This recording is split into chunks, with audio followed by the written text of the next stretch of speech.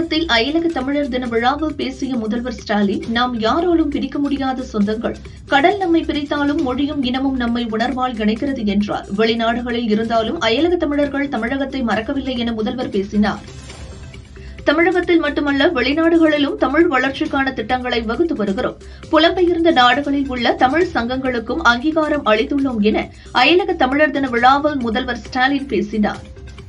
மொழி சிதைந்தால் இனம் சிதையும், இனம் சிதைந்தால் அடையாளம் போய்விடும், அடையாளம் போய்விட்டால் தமிழர்கள் என சொல்லும் தகுதியை இழந்து விடுவோம் என முதல்வர் ஸ்டாலின் கூறினார். பொதுமக்களின் உயிரை காக்கும் அரசு மருத்துவமனைகள் உயிரை பறிக்கும் களமாகவும் கஞ்சா செடி வளர்க்கும் இடமாகவும் மாறியிருப்பது வேதனைக்குரியது என எடப்பாடி பழனிசாமி தெரிவித்துள்ளார். சென்னை கீழ்ப்பாக்கம் அரசு மருத்துவமனையில் ரவுடி ஒருவர் படுகொலை செய்யப்பட்ட நிலையில் கொடூர திமுக ஆட்சியால் அரசு நிறுவனங்கள் கொலைக்களமாக மாறுகிறது என நயினார் நாகேந்திரன் குற்றம் சாட்டியுள்ளார். திமுக ஆட்சியில் அரசு மருத்துவமனையில் கூட பாதுகாப்பு இல்லை, சட்டம் ஒழுங்கை காப்பாற்ற தெரியாமல் மேடைகளில் ஏறி பொய் சொல்ல அசிங்கமாக இல்லையா என அண்ணாமலை கேள்வி எழுப்பியுள்ளார். குற்றவாளிகளை கண்காணித்தல், மருத்துவமனைக்கு பாதுகாப்பு அளித்தல் என இரு அடிப்படை பணிகளிலுமே காவல்துறை தோல்வியடைந்து விட்டது, திமுக தோல்வியடைந்து விட்டது என்று அன்புமணி கூறினார். அதிமுக கூட்டணியில் இன்னும் ஒரு சில நாட்களில் புதிய கட்சிகள் வர உள்ளது. மேலும் சில கட்சிகளுடன் பேச்சுவார்த்தை நடத்தி வருகிறோம். அதிமுக தனிப்பெரும்பான்மையுடன் ஆட்சி அமைக்கும் நம்பிக்கையுடன் இருங்கள் என அதிமுக வேட்பாளர்கள் நேர்காணலில் பழனிசாமி தெரிவித்தார். தமிழக காங்கிரஸ் முன்னாள் தலைவர் KS அழகிரியின் மனைவி வட்சலா உடல்நலக்குறைவு காரணமாக நேற்று இறந்தார். இந்நிலையில் முதல்வர் ஸ்டாலின் KS அழகிரியை போனில் தொடர்பு கொண்டு இரங்கல் தெரிவித்தார். டெல்லி சிபிஐ அலுவலகத்தில் தவிக தலைவர் விஜயிடம் இன்று நடந்த விசாரணை நிறைவடைந்தது. சிபிஐ அதிகாரிகள் 4 பேர் விஜயிடம் தனியாக விசாரணை நடத்தியதாக தகவல் வெளியாகியுள்ளது. விசாரணைக்காக தவிக தலைவர் விஜய் டெல்லி சென்றார். அவர் சென்ற கார் சிபிஐ அலுவலகத்தின் போர்டிகோ வரை அனுமதிக்கப்பட்டது குறித்து பலரும் கருத்து தெரிவித்துள்ளனர். அதிக கட்டணம் வசூலிப்பதாக ஆம்னி பேருந்துகள் மீது குற்றச்சாட்டுகள் எழுந்தால் கடுமையான நடவடிக்கை எடுக்கப்படும், அபராதம் விதிக்கப்படும், சில நேரங்களில் பஸ் பறிமுதல் செய்யப்படும் என அமைச்சர் சிவசங்கர் எச்சரிக்கை விடுத்தார். திமுகவுடன் கூட்டணி பேச்சுவார்த்தையா என்கிறீர்கள்? தேர்தல் நேரத்தில் இந்த மாதிரி பல யூகங்கள், பேச்சுக்கள் வரத்தான் செய்யும். இதில் உண்மையும் இருக்கும், பொய்யும் இருக்கும். ஆனால் நாங்கள் தேஜா கூட்டணியில் இல்லை என ராமதாஸ் தெரிவித்தார். Anbumani ஆதரவாளர்களான Mayilam MLA Sivakumar, Mettur MLA Sadasivam, Dharmapuri MLA Venkatesan ஆகியோரை ராமதாஸ் நீக்கியுள்ளார். 3 பேருடன் பாமகவினர் யாரும் தொடர்பு வைத்துக் கொள்ளக்கூடாது என கூறியுள்ளார். ஆட்சியில் பங்கு இல்லை என்பது அமைச்சர் பெரியசாமியின் தனிப்பட்ட கருத்து. ஆட்சியில் பங்கு குறித்து முதல்வர் ஸ்டாலினும் ராகுலும் முடிவு எடுப்பார்கள் என அமைச்சர் பெரியசாமி கருத்து குறித்த கேள்விக்கு செல்வ பெருந்தகை பதிலளித்தார். தவிக தலைவர் விஜய் முதலில் தேர்தலுக்கு வரட்டும், தேர்தலை சந்தித்த பின் தான் அவருக்கு என்ன பலம் இருக்கிறது என்று தெரியும். தோராயமாக என்ன பலம் இருக்கிறது என்று சொல்ல முடியாது என அமைச்சர் பெரியசாமி தெரிவித்தார். உண்ணாவிரதமிருந்து வந்த சென்னை மாநகராட்சியின் 5வது மற்றும் 6வது மண்டல தூய்மை பணியாளர்களை அமைச்சர் சேகர் பாபு மற்றும் மேயர் பிரியா நேரில் சந்தித்து பழச்சாறு கொடுத்து முடித்து வைத்தனர். 16 அம்ச கோரிக்கைகளை வலியுறுத்தி நடந்த போராட்டம் தீர்வை எட்டியுள்ளதாக கூறப்படுகிறது. அதிமுகவின் வாக்குகளை விஜயால் அறுவடை செய்ய முடியாது. விஜயின் அரசியல் செயல்பாடுகளை பொறுத்திருந்து பார்ப்போம் என நடிகை கௌதமி தெரிவித்தார். மும்பையை மீண்டும் பாம்பேவாக மாற்ற வேண்டுமென மும்பையில் நடந்த தேர்தல் பிரச்சாரத்தில் அண்ணாமலை பேசியதற்கு நவநிர்மாண் சேனை தலைவர் ராஜ் தாக்கரே கண்டனம் தெரிவித்துள்ளார். தமிழகத்திலிருந்து வந்த உங்களுக்கும் மும்பைக்கும் என்ன தொடர்பு என கேள்வி எழுப்பினார். நான் மும்பைக்கு வருகிறேன், முடிஞ்சா என் காலை வெட்டுங்க பார்க்கலாம் என உத்தவ் ராஜ் தாக்கரேவுக்கு அண்ணாமலை சவால் விடுத்துள்ளார். இந்த மிரட்டல் உருட்டலுக்கெல்லாம் பயந்து இருந்தால் நான் என் ஊரில்தான் இருந்திருக்க வேண்டும் என்றும் கூறினார். அண்ணாமலை பாஜகவில் ஒன்றுமில்லாதவர், டெபாசிட் பெறாமல் தோற்றவர். ஆனால் அடுத்த பிரதமரை போல் பேசுகிறார். அண்ணாமலையும் பாஜகவின் மகாராஷ்டிராவை அவமதித்துள்ளனர் என உத்தவ் தாக்கரே மகன் ஆதித்ய தாக்கரே தெரிவித்துள்ளார். ஜனநாயகன் சென்சார் விவகாரத்தில் சென்னை ஐகோர்ட் இடைக்கால தடை விதித்த நிலையில் தயாரிப்பு நிறுவனம் சுப்ரீம் கோர்ட்டில் மேல்முறையீடு செய்துள்ளது. ஜனநாயகன் திரைப்படம் தொடர்பான வழக்கில் சென்சார் போர்டு சுப்ரீம் கோர்ட்டில் கேவியட் மனு தாக்கல் செய்துள்ளது. தயாரிப்பு நிறுவனம் மேல்முறையீடு செய்த நிலையில் சென்சார் போர்டும் மனு தாக்கல் செய்துள்ளது. ஆந்திர மாநிலம் ஸ்ரீஹரிகோட்டாவிலிருந்து இந்தியாவின் EOSN-1 செயற்கைக்கோள் மற்றும் வெளிநாடுகளைச் சேர்ந்த 15 வணிக செயற்கைக்கோள்களுடன் PSLV C-62 ராக்கெட்டை இஸ்ரோ விண்ணில் செலுத்தியது. செலுத்தப்பட்ட சற்று நேரத்தில் தொழில்நுட்ப கோளாறு காரணமாக கட்டுப்பாட்டை இழந்து இலக்கை அடையவில்லை என இஸ்ரோ தலைவர் நாராயணன் தெரிவித்தார். குஜராத் மாநிலம் அகமதாபாத் சபர்மதி ஆற்றங்கரையில் சர்வதேச பட்டம் விடும் விழாவில் பிரதமர் மோடி, ஜெர்மனி பிரதமர் ஃபிரெட்ரிக் மெர்ஸும் பட்டங்களை பறக்கவிட்டு மகிழ்ந்தனர். 2 நாள் பயணமாக இந்தியா வந்துள்ள ஜெர்மனி பிரதமர் ஃபிரெட்ரிக் மெர்ஸ் பிரதமர் மோடியை அகமதாபாத்தில் சந்தித்து பேசினார். இரு நாடு தொடர்பான வர்த்தக பேச்சுவார்த்தை நடைபெறும் என தகவல்கள் வெளியாகியுள்ளது. மக்கள் விரோத கொள்கைகள் மற்றும் கேரளாவுக்கு எதிராக நிதி பகிர்வில் தொடர்ச்சியாக பாரபட்சம் காட்டுவது ஆகியவற்றை சுட்டிக்காட்டி மத்திய அரசுக்கு எதிராக கேரள முதல்வர் பினராயி விஜயன் சத்தியாகிரக போராட்டம் ஒன்றை அறிவித்துள்ளார். வெனிசுலாவின் இடைக்கால அதிபராக டெல்சி ரோட்ரிக்ஸ் பதவியேற்றுள்ள நிலையில் பொறுப்பு அதிபர் தாம்தான் என அமெரிக்க அதிபர் டொனால்டு டிரம்ப் தனது சமூக வலைதள பக்கத்தில் பதிவிட்டுள்ளார். 2026 சட்டசபை தேர்தலில் பாமக சார்பில் போட்டியிட விரும்புவோர் விருப்ப மனுக்கள் பெறுவதற்கான காலம் மேலும் 2 நாட்களுக்கு நீட்டிக்கப்படுவதாக பாமக நிறுவனர் ராமதாஸ் தெரிவித்துள்ளார்.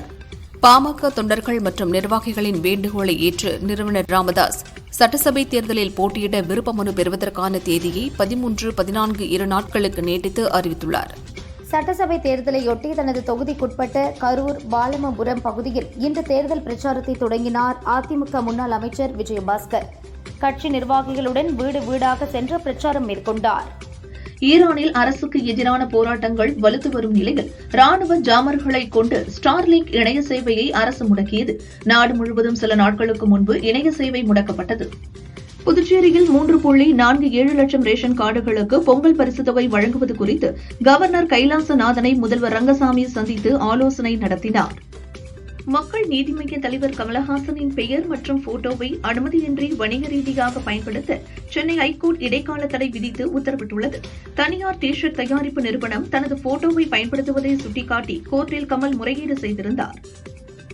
மதுரை திருநகரில் உள்ள அறிஞர் அண்ணா பூங்காவின் பெயரை ஸ்டெம் பூங்கா என்று மாற்றியுள்ளது ஸ்டாலின் அரசு. தங்கள் கட்சியை நிறுவிய அண்ணாதுரையின் பெயரையே அழிக்க நினைப்பது கொடூர எண்ணமல்லவா என எடப்பாடி பழனிசாமி கேள்வி எழுப்பியுள்ளார்.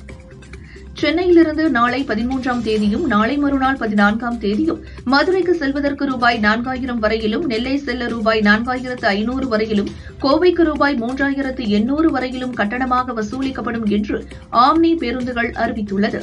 இந்த கட்டண கொள்ளையை அரசு தடுக்க வேண்டும் என அன்புமணி வலியுறுத்தியுள்ளார். பராசக்தி திரைப்படத்தில் காங்கிரஸ் கட்சி தமிழக மக்களுக்கு செய்த துரோகத்தை காட்டியிருக்கிறது. காங்கிரஸ் செய்த அடாவடித்தனத்தை மிக அற்புதமாக காட்டியிருப்பதாக பாஜக முன்னாள் மாநில தலைவர் அண்ணாமலை தெரிவித்தார்.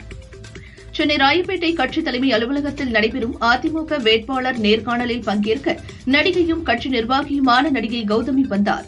விருதுநகர், கடலூர், நாகப்பட்டினம், மயிலாடுதுறை, திருச்சி, புறநகர், வடக்கு மாவட்டங்களில் விருப்ப மனு அளித்தவர்களிடம் பழனிசாமி நேர்காணல் நடத்துகிறார். கூட்டணி குறித்து யாரும் பொதுவெளியில் பேச வேண்டாம் என அறிவுறுத்தப்பட்டுள்ளது. ஆட்சியில் பங்கு கிடையாது என கூறியுள்ள அமைச்சர் பெரியசாமிக்கு விரைவில் பதிலளிக்கப்படும் என தமிழக காங்கிரஸ் தலைவர் செல்வ பெருந்தகை தெரிவித்துள்ளார். கரூர் சம்பவம் தொடர்பாக விசாரணைக்கு ஆஜரான விஜயிடம் சிபிஐ அதிகாரிகள் 100க்கு மேற்பட்ட கேள்விகள் கேட்கப்பட்டதாகவும், விஜய் அளிக்கும் பதில்களை சிபிஐ அதிகாரிகள் எழுத்துப்பூர்வமாக பதிவு செய்ததாகவும் தகவல் வெளியாகியுள்ளது. விஜய் படம் வெளிவராதது ரெட் ஜெயண்ட் மூவிஸுக்கு நஷ்டம் இல்லை, மற்ற திரைப்பட விநியோகஸ்தர்களுக்கு, தியேட்டர் உரிமையாளர்களுக்கு தான் நஷ்டம் என நடிகை கஸ்தூரி தெரிவித்தார். மதுவிலக்கை எந்த கட்சி நடைமுறைப்படுத்தினாலும் அதை வரவேற்கிறோம். ஸ்டாலின் மதுவிலக்கை கொண்டு வருவதாக அறிவித்தால் திமுகவுக்கு ஆதரவு அளிக்க தயார் என இந்து மக்கள் கட்சித் தலைவர் அர்ஜுன் சம்பத் தெரிவித்தார். வீட்டுச் சிறையில் உள்ளோருக்கு சிறு தீங்கு நேர்ந்தாலும் அதற்கு முழு பொறுப்பும் ஸ்டாலின் ஏற்க வேண்டும் என பழனிசாமி தெரிவித்துள்ளார். அறவழியில் போராடியதற்காக ஆசிரியர்களை கைது செய்து மறைத்து வைத்து துன்புறுத்துவது என்பது கண்டிக்கத்தக்கது என்றார்.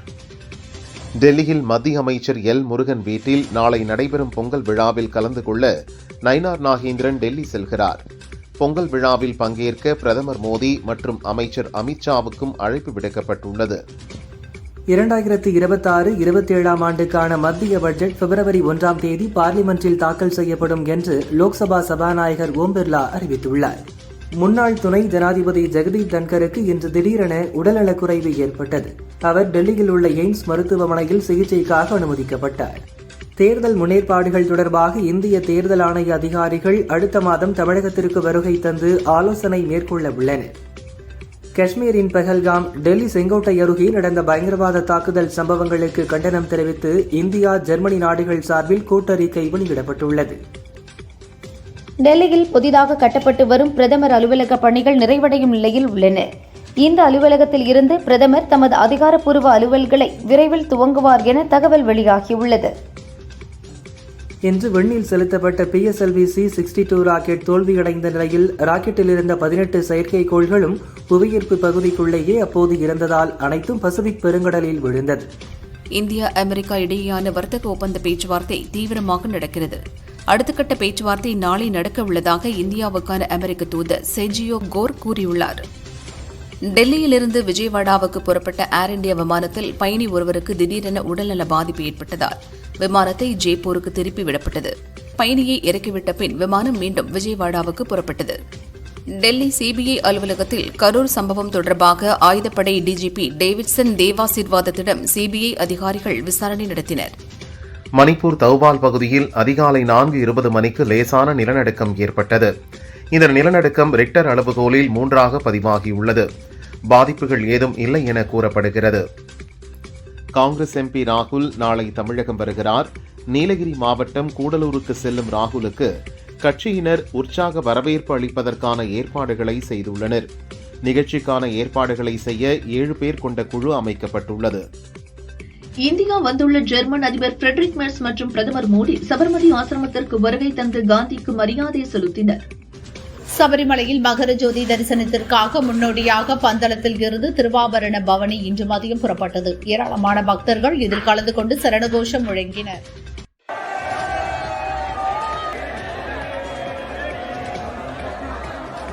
கன்னியாகுமரி மாவட்டம் மண்டைக்காடு பகவதி அம்மன் கோயிலில் துபாய் பகவதி அம்மன் சேவா சமாஜ் இன்டர்நேஷனல் அமைப்பின் சார்பில் வெளிநாடு தமிழர்கள் கலந்து கொண்ட பொங்கல் விழா விமர்சையாக நடந்தது. காணும் பொங்கல் அன்று மெரினா கடற்கரையில் குளிக்க சென்னை போலீசார் தடை விதித்துள்ளனர். அவசர மருத்துவ உதவிக்காக 8 ஆம்புலன்ஸ்கள், மீட்பு பணிக்காக 2 தீயணைப்பு வாகனங்கள் நிறுத்தப்பட உள்ளன. ட்ரோன்கள் மூலம் கூட்ட நெரிசல் கண்காணிக்கப்பட்டு ஒழுங்குபடுத்தப்படும் என காவல்துறை தெரிவித்துள்ளது. தஞ்சாவூர் மாவட்டம் தேவன்குடியில் தங்களின் வலி வேதனைகளை பாடல்களாக பாடி கும்மி அடித்து குலவி சத்தமிட்டு திருநங்கைகள் பொங்கல் கொண்டாடினர். புதுச்சேரியில் மொத்தமுள்ள 3,47,000 ரேஷன் கார்டுகளுக்கு பொங்கல் பரிசுத் தொகை 5,000 ரூபாய் வழங்க மத்திய அரசிடம் வலியுறுத்துவது குறித்து முதல்வர் ரங்கசாமி துணைநிலை கவர்னர் கைலாசநாதனை சந்தித்து பேசினார். சென்னை தீநகரில் தூய்மை பணியாளர் பத்மா என்பவர் சாலையில் கிடந்த 45 லட்சம் ரூபாய் மதிப்பிலான தங்க நகைகளை கண்டெடுத்து போலீசாரிடம் ஒப்படைத்தார். ஏழ்மையிலும் நேர்மையாக பணியாற்றிய பத்மாவுக்கு போலீசார் மற்றும் மக்கள் பாராட்டு தெரிவித்தனர். கள்ளக்குறிச்சியில் பெண்கள் உட்பட ஒரே குடும்பத்தைச் சேர்ந்த 4 பேர் மீது கொடூர தாக்குதல் நடத்திய திமுக கவுன்சிலர் ரமேஷ் உட்பட 3 பேரை காவல்துறையினர் கைது செய்தனர். திருப்பத்தூர் மாவட்டம் நாற்றம்பள்ளி தேசிய நெடுஞ்சாலையில் நின்று கொண்டிருந்த லாரியில் சமைப்பதற்காக வைத்திருந்த கேஸ் வெடித்து தீ விபத்து ஏற்பட்டது. காயமடைந்த டிரைவர் சுரேஷ் மருத்துவமனையில் அனுமதிக்கப்பட்டார். கடலூர் மாவட்டத்திற்கு நகர்ப்புற மற்றும் குடிநீர் வழங்கல் துறை மூலமாக 1,400 கோடி ரூபாய் மதிப்புள்ள திட்டங்கள் செயல்படுத்தப்பட்டுள்ளதாக அமைச்சர் நேரு தெரிவித்தார். திருச்சி மாவட்டம் மணப்பாறையை அடுத்த வளநாடு பெரியகுளம் அருகே மயில்களை வேட்டையாடியதாக 5 பேரை வனத்துறையினர் கைது செய்தனர். அவர்களிடம் இருந்து நாட்டு துப்பாக்கி, கார், 3 மயில்கள், செல்போன்கள் பறிமுதல் செய்தனர். திருச்செந்தூர் திருநெல்வேலி சாலையில் லாரி, பைக் நேருக்கு நேர் மீது மோதிய விபத்தில் பூ வியாபாரி பிரேம்குமார் தலை நசுக்கி இறந்தார். திருச்செந்தூர் தாலுகா போலீசார் வழக்கு பதிந்து விசாரிக்கின்றனர். ராமநாதபுரம் மாவட்டம் கடலாடி அடுத்த மரந்தை சவேரியர் பட்டணம் வட்டார கிராமங்களில் பெய்த கனமழையால் நெற்பயிர்கள் சேதமானது. உரிய இழப்பீடு வழங்க கோரி வாடிய பயிர்களுடன் விவசாயிகள் கலெக்டரிடம் கோரிக்கை விடுத்தனர். திருச்சி பெரிய சூரியூரில் ஜனவரி 15 நடைபெறும் ஜல்லிக்கட்டு போட்டியில் முதல் பரிசாக கார், 2ஆம் பரிசு 2 வீலர் வழங்கப்படும். களம் காணும் அனைத்து காளைகளுக்குமே வேஷ்டி சேலை பரிசாக வழங்கப்படும் என கிராம கமிட்டியினர் தெரிவித்தனர். டெல்லி உலக புத்தக கண்காட்சியில் முதல் முறையாக தமிழ்நாடு பாடநூல் மற்றும் கல்வியியல் பணிகள் கழகத்தின் சார்பில் அரங்கு அமைக்கப்பட்டுள்ளது. இந்த கண்காட்சியில் பள்ளி கல்வித்துறை மகேஷ் கலந்து கொண்டு உரையாற்றினார்.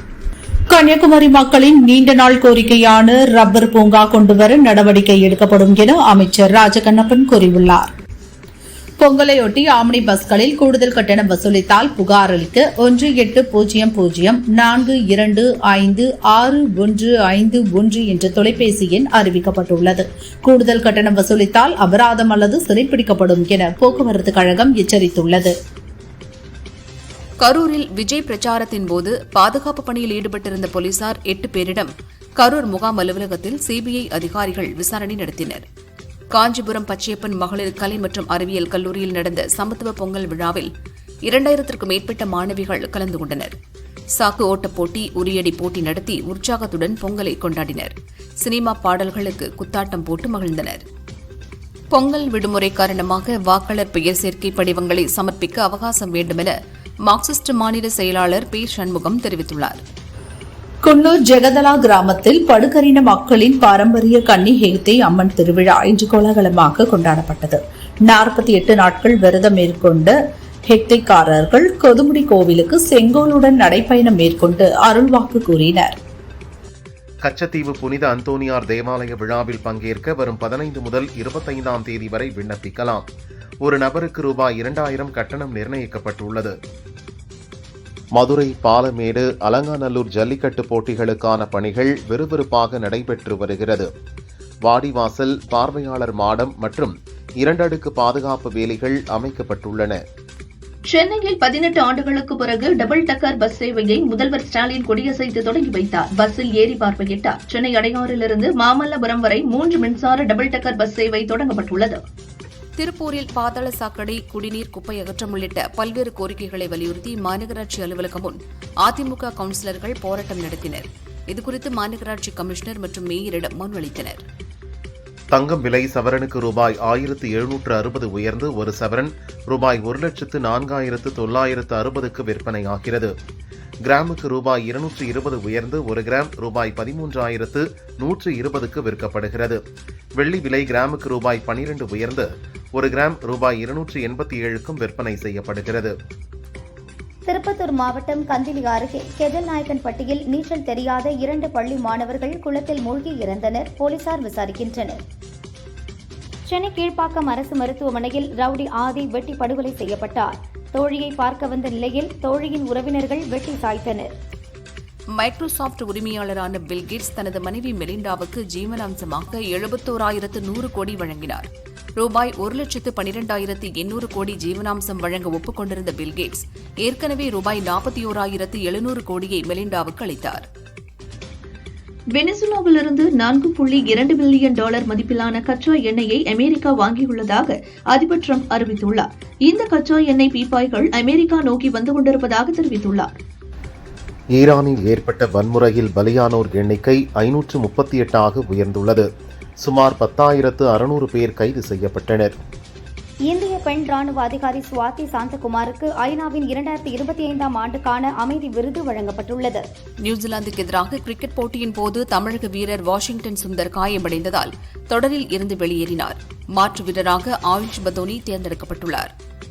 20 ஓவர் உலகக்கோப்பையில் வங்கதேச போட்டியை நடத்த தயாராக இருப்பதாக பாகிஸ்தான் கிரிக்கெட் வாரியம் தெரிவித்ததாக தகவல் வெளியாகியுள்ளது.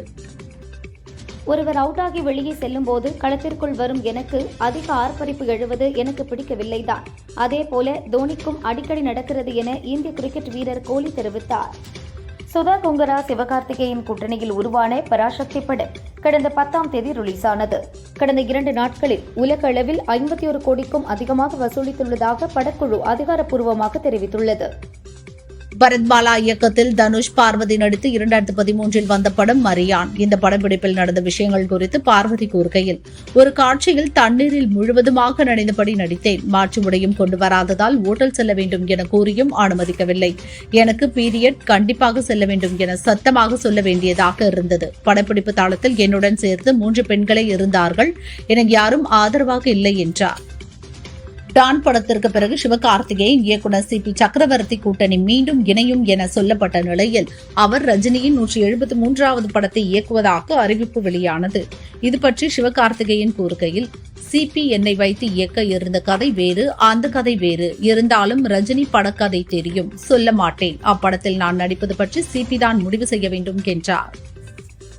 விஜய் நடித்த ஜனநாயகன் படம் சென்சார் பிரச்சனையால் தள்ளிப்போனது. இது பற்றி பேசிய நடிகர் ஜீவா, ஜனநாயகன் போலவே ராஜமுருகன் இயக்கத்தில் நான் நடித்த ஜிப்சி படமும் சென்சார் பிரச்சனையை சந்தித்தது. 48 கட் பல இடங்களில் பிளாக் அண்ட் ஒயிட் காட்சியாக மாற்றம் செய்து கொடுத்தார்கள். ரிலீஸின் போது கொரோனா வந்துவிட்டதால் அதிகம் பாதித்தோம் என்றார். 2020இல் வந்த ஜிப்சி படம் தோல்வியடைந்தது. மறைந்த நடிகர் நாகேஷின் பேரனும் நடிகர் ஆனந்த் பாபுவின் மகனுமான கஜேஷ் ஓரிரு படங்களில் நடித்தார்.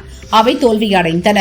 தற்போது அருள் பிரகாசம் இயக்கியுள்ள மனசும் மனசும் சேர்ந்த ஆட்சி படத்தில் நாயகனாக நடித்துள்ளார். உண்மை சம்பவங்கள் அடிப்படையில் பருவ வயது காதலை சொல்லும் படமாக உருவாகியுள்ளது. ஸ்நேகன், பா. விஜய் ஆகியோரை தொடர்ந்து பாடலாசிரியர் பிரியனும் வெகுளி என்ற படம் மூலம் நாயகனாக அறிமுகமாகிறார். ஒரே ஷாட்டில் எடுக்கப்பட்டு கிண்ண சாதனை படைத்த அகடம் மற்றும் நாகேஷ் திரையரங்கம் படங்களை இயக்கிய இசாக் இயக்குகிறார். திவ்யா நாயர் நாயகியாக நடிக்கிறார். நடிகர் நெப்போலியன் அமெரிக்காவில் குடிபெயர்ந்து வாழ்ந்து வருகிறார். இவர் தற்போது அமெரிக்கா ஆவி என்ற படத்தை அங்கிருந்தே தனது மகன்கள் தனுஷ், குணால் பெயரில் தயாரித்து நடிக்கிறார். படம் பற்றி அவர் கூறுகையில், குழந்தைகள் முதல் அனைவரும் விரும்பி பார்க்கும் வகையில் நகைச்சுவை கலந்த ஹாரர் படமாக இது உருவாகிறது.